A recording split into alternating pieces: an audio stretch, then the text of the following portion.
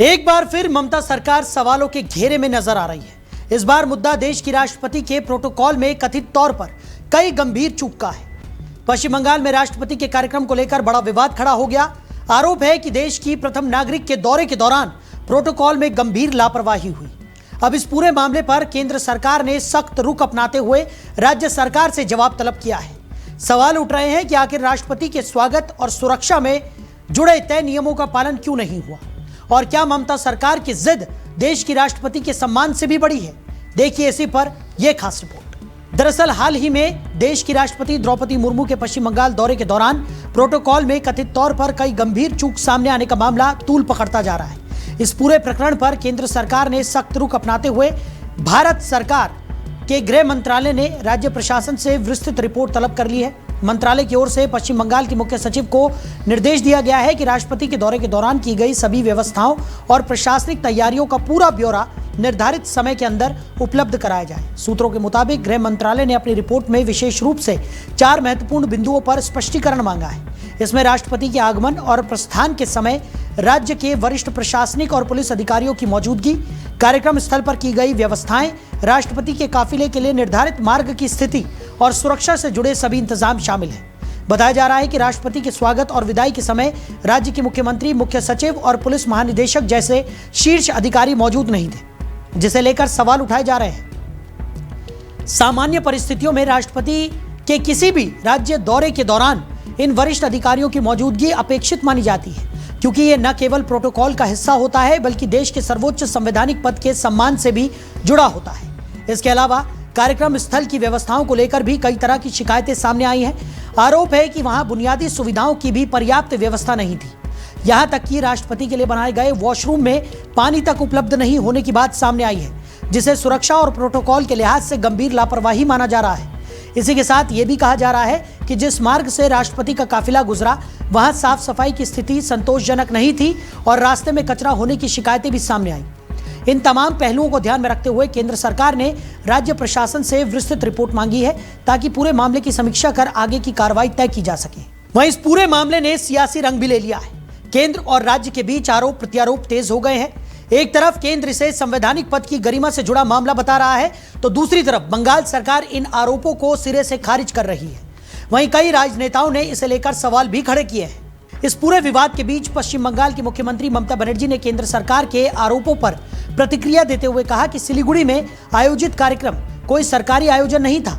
उनके अनुसार यह कार्यक्रम एक निजी आयोजन था, जिसे इंटरनेशनल संथाल काउंसिल नाम की संस्था द्वारा आयोजित किया गया था। मुख्यमंत्री ने कहा कि राष्ट्रपति को इस सम्मेलन में विशेष अतिथि के रूप में आमंत्रित किया गया था, लेकिन इसका आयोजन और व्यवस्थाएं सीधे तौर पर राज्य सरकार के नियंत्रण में नहीं थी। उन्होंने ये भी कहा कि जिला प्रशासन ने पहले ही राष्ट्रपति सचिवालय को कार्यक्रम स्थल पर उपलब्ध सीमित सुविधाओं और व्यवस्थाओं की जानकारी दे दी थी। वहीं इस पूरे मामले पर देश के प्रधानमंत्री नरेंद्र मोदी ने भी कड़ी नाराजगी जताई है। प्रधानमंत्री ने कहा कि देश के राष्ट्रपति का पद दलगत राजनीति से ऊपर होता है और इस पद की गरिमा और सम्मान बनाए रखना सभी सरकारों की जिम्मेदारी है। उन्होंने कहा कि राष्ट्रपति द्वारा व्यक्त की गई पीड़ा से देश के नागरिक भी आहत हुए हैं और ऐसे मामलों में संवैधानिक मर्यादाओं का पालन बेहद जरूरी है। इसी मुद्दे पर केंद्रीय गृह मंत्री अमित शाह ने भी तीखी प्रतिक्रिया व्यक्त की है। उन्होंने इस घटना को लोकतांत्रिक परंपराओं के विपरीत बताते हुए कहा कि देश के सर्वोच्च संवैधानिक पद के साथ किसी भी प्रकार की असम्मानजनक स्थिति स्वीकार नहीं की जा सकती। गृह मंत्री ने कहा कि राष्ट्रपति का पद पूरे देश का प्रतिनिधित्व करता है और इसकी गरिमा बनाए रखना हर राज्य सरकार की जिम्मेदारी है।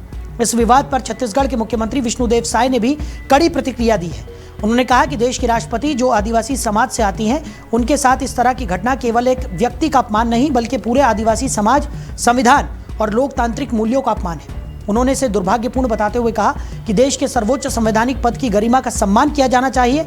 वहीं मध्य प्रदेश के मुख्यमंत्री मोहन यादव ने भी इस मामले को गंभीर बताते हुए कहा कि राष्ट्रपति के पद की गरिमा पूरे देश के लिए सर्वोच्च है। उन्होंने कहा कि लोकतांत्रिक व्यवस्था में इस पद का विशेष सम्मान होता है और किसी भी प्रकार की लापरवाही या असम्मान लोकतांत्रिक परंपराओं के अनुरूप नहीं माना जा सकता। बंगाल प्रवास के दरमियान वहां की मुख्यमंत्री सुश्री ममता बनर्जी द्वारा जो व्यवहार किया गया वह सर्वथा निंदनीय है।